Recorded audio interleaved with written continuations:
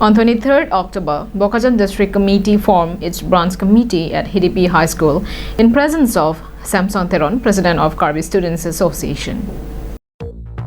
The branch formation program was chaired by Francis Singh Gathar, President of Bokajan District Committee, and the introduction of the guests as well as the objective of the meeting was briefed by Jinghon Hansei, Secretary of Bokajan District Committee.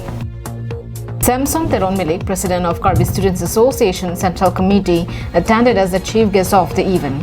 Ajoy Rongchehon, Secretary of Depot District Committee, along with his colleagues, were also present at the event. It was informed that to strengthen the association and to work for the welfare of the society as per the interests of the mass, it was unanimously decided to appoint Singh Bey as the president, Sarjinong Terang and Jirka Timungpi as the vice presidents, Malongkiri Tiso as the secretary, Sarbinong Tiso and Jirka Intipi as the assistant secretaries, Babu Timung as the finance secretary, Kiron Hansei as the publicity secretary, Minder Bey as the organizing secretary of KSA Hidipi branch committee.